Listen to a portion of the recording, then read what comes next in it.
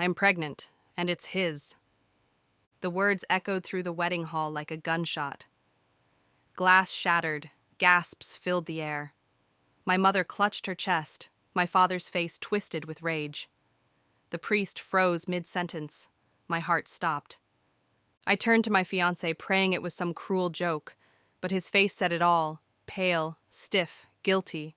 The woman stood at the back, trembling, her eyes filled with tears. "Tell them," she said, her voice breaking.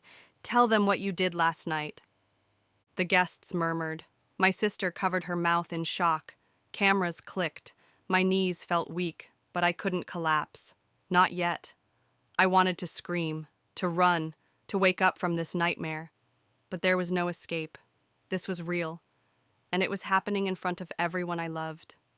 The moment those words left her lips, my world cracked open. But this disaster didn't happen overnight. Looking back, the signs were always there. Small, easy-to-ignore warnings that I brushed off as wedding stress. I had always been the kind of person who believed in fairy tales. I wanted love like my parents had, a partnership built on trust and devotion. When I met Daniel, he felt like the answer to that dream. He was charming, confident, the kind of man who could make a crowded room fade away with just one glance. He knew exactly what to say to make me feel safe, cherished, and most of all, chosen. The proposal had been perfect. On a rooftop under the stars, just the two of us. He slipped the ring onto my finger, kissed my forehead, and whispered, "Forever." I believed him. I wanted to believe him. But forever wasn't supposed to come with secrets. The first time I felt something was off, it was small, almost laughable. He started being overly protective of his phone. If I reached for it, even just to check the time, he'd grab it first, laughing it off with a quick excuse. "Work emails," he'd say, pressing a kiss to my forehead. Boring stuff. I let it go. Then came the late nights.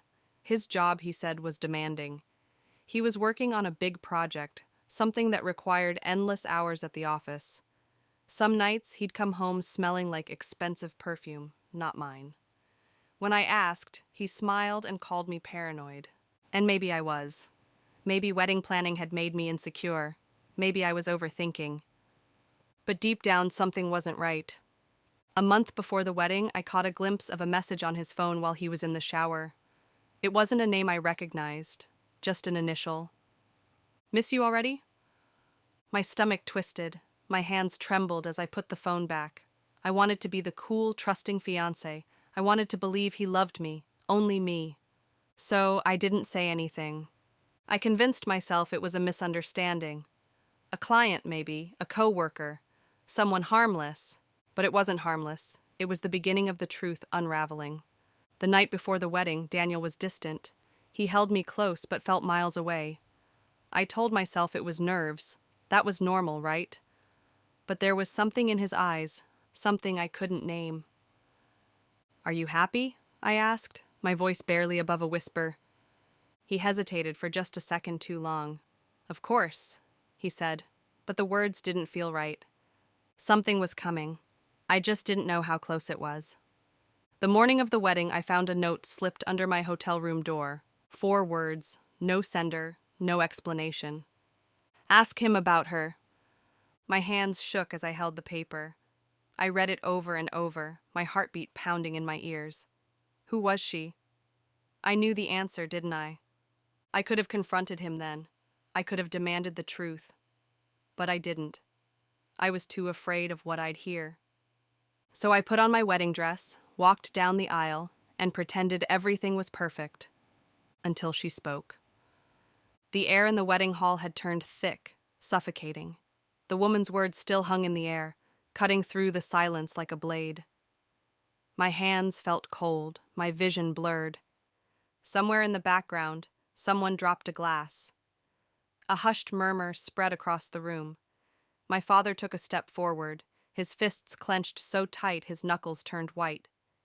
My mother gasped, her hand flying to her chest. Daniel stood frozen beside me, his fingers still loosely intertwined with mine. But he wasn't squeezing back anymore. I turned to look at him, waiting, hoping for some kind of denial, some kind of explanation. His lips parted, but no words came. His silence was my answer.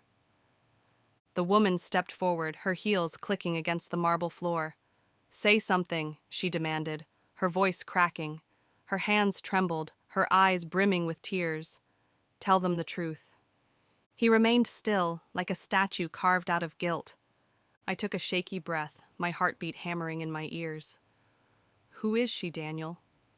My voice was barely above a whisper, but in that dead silence, it felt like a scream. His eyes finally met mine, and for the first time, I saw it. Fear. The woman's voice wavered. "I didn't want to do this here," she said. "I begged him to tell you before today, but he said he couldn't, that it was too late." A sharp laugh bubbled up in my throat. Too late? Too late for who? Me? Him? The baby she was carrying? Someone in the crowd whispered, "Oh my God." I felt dizzy, like the floor beneath me was shifting. My mind raced back to every unanswered call, every late night, every lie disguised as an excuse. The perfume, the text, the distance in his eyes. It had all been right in front of me, and I had refused to see it. The priest slowly closed his book, his face solemn. "Perhaps we should take a moment." "No." My voice was stronger than I expected. My hands stopped shaking. I turned to Daniel, my fiancé, the man who had sworn forever to me. "Is it true?" He swallowed hard, his silence stretched. The woman let out a choked sob. "Say it, Daniel," she whispered. "Say it so she can finally see you for who you are." He exhaled, his shoulders sagging, and then, barely above a whisper, he said it. "Yes." The word sliced through me like a blade. Gasps filled the room. My mother shook her head, tears slipping down her face. My sister was glaring at Daniel, fury radiating from her. My father looked like he was seconds away from throwing a punch. Everything inside me cracked. The weight of humiliation, betrayal, heartbreak, it all crushed me at once. I could feel hundreds of eyes watching, waiting to see what I would do next. Run, cry, scream. I did none of those things. I let go of his hand, the warmth of his skin instantly replaced by the icy cold truth. I took a step back, then another. My wedding dress suddenly felt too tight, too heavy, like it was suffocating me. Daniel reached for me. "Please." "Don't," I cut him off. My voice was calm, too calm. "Not here, not now." The woman, his mistress, shook her head, wiping away tears. "You're a coward, Daniel." She turned to me, her expression filled with something I couldn't quite name. Pity? Regret? "I never wanted you to find out this way." I nodded, but I had nothing to say to her. She wasn't the one who had promised me forever. My father finally stepped forward. "We're leaving," he said, his voice firm, protective. He turned to Daniel, his jaw clenched. "And you? You will never speak to my daughter again." My mother was already at my side, wrapping her arms around me. Guests awkwardly shuffled, unsure whether to stay or leave. The priest stood helplessly at the altar. I looked around at the beautiful venue, the flowers, the candles, the aisle I had walked down just minutes ago, believing I was stepping into my future. Now I was walking away from it, but maybe that was the real beginning. The wedding was over before it had even begun. Guests shuffled awkwardly, murmuring amongst themselves, unsure whether to leave or stay. My father's grip on my arm was firm, steadying me as I took step after step away from the altar, away from the life I had almost stepped into. My mother whispered something in my ear, but I didn't hear her. My pulse was too loud, my breath too shallow. Daniel followed. "Wait," he called, his voice desperate. "Please, just listen to me." I stopped. Not because I wanted to hear what he had to say, but because I wanted to see the face of the man who had shattered my world in front of everyone I loved. He looked wrecked, his tie loose, his hands shaking. "Good. You don't get to ask for that," I said, my voice steady. It was strange how calm I felt. A part of me expected to crumble, to collapse under the weight of the betrayal, but something inside me had snapped into place, a kind of clarity I hadn't had in months, maybe years. The woman, his mistress, stood a few steps behind him, arms wrapped around herself. She looked like she wanted to disappear. I almost wanted to tell her she wasn't the one who should be ashamed, but that wasn't my job, that wasn't my burden to carry. Daniel ran a hand through his hair. I messed up, he admitted, his voice raw. I was scared. I didn't... You didn't what? I cut in. You didn't think you'd get caught? You didn't think I deserved the truth? He flinched, but I didn't stop. I gave you everything, I said, my voice rising. I believed in you. I defended you when people said you were too smooth, too perfect. I ignored every red flag because I wanted to believe in us. He took a step closer. I love you. I laughed. It wasn't soft. It wasn't kind. It was sharp, bitter. No, you don't. Silence. You don't destroy the people you love, Daniel. He reached for me, but I stepped back. The distance between us had never felt bigger. Then, from the corner of my eye, I saw his mother pushing through the crowd. Her face was pale, her lips pressed into a tight line. When she reached us, she didn't look at me. She looked at him. Is it true? She asked. Daniel hesitated. That was all she needed. Her face crumpled. You fool, she whispered. You absolute fool. She turned to me, her eyes full of regret. I'm so sorry, sweetheart. I nodded. She wasn't responsible for her son's choices. Daniel tried one last time. Please, he said. I made a mistake, but we can fix this. Fix this. I looked at him, at the man I had once thought I'd spend forever with. I thought about every moment I had spent building a future with him. The late nights waiting for his call. The way I had twisted myself into knots trying to be everything he needed.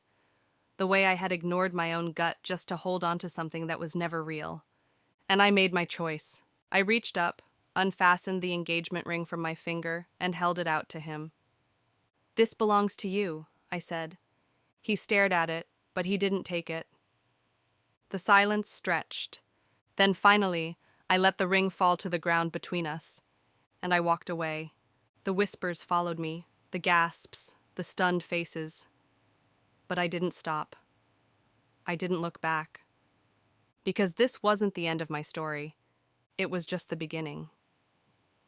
The hotel room was silent except for the steady hum of the city below.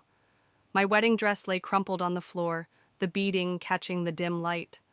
I had ripped it off the second I shut the door, as if shedding the fabric would erase everything that had happened. It didn't.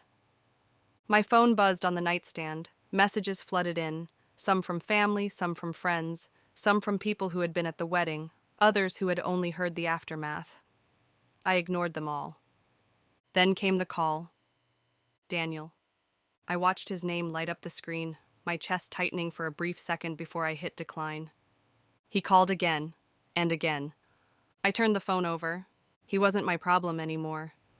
For hours, I sat on the edge of the bed, staring at the city lights, trying to understand how I had ended up here. The memories played on a loop. The way my father had clenched his jaw when the truth came out. The way my mother had tried to hold me up when my legs nearly gave out. The way Daniel had looked at me like he still had a chance. He never did. I thought I would cry. I thought I would scream, throw things, fall apart. But I didn't. Maybe I had already done all my grieving in the months leading up to this. Maybe deep down, I had known. At some point, exhaustion won. I curled up under the hotel sheets, my fingers tracing the bare spot on my ring finger. Sleep was restless, broken by flashes of laughter that turned into whispers, then into silence. The next morning I packed my bags. The wedding venue, the reception, the perfect day that had been planned down to the last flower arrangement. It was gone.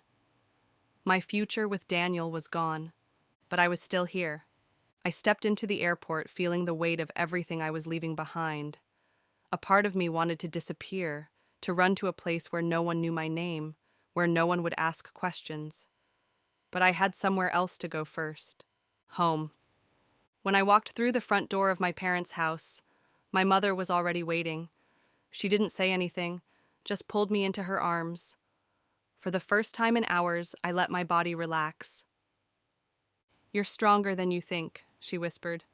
Maybe she was right. The days that followed were slow, painful. The messages from Daniel became desperate, then angry, then silent. I watched as friends picked sides, as people I had trusted told me to just hear him out, as if betrayal could be explained. I didn't respond. Instead, I started over. I went back to work. I focused on myself. I surrounded myself with people who didn't make excuses for him. Some days, the pain felt unbearable. Other days, I felt lighter than I had in years. And then one day, I woke up and realized he wasn't the first thing on my mind. I was. I still had scars. I still had moments of doubt, but I was free. And that was enough.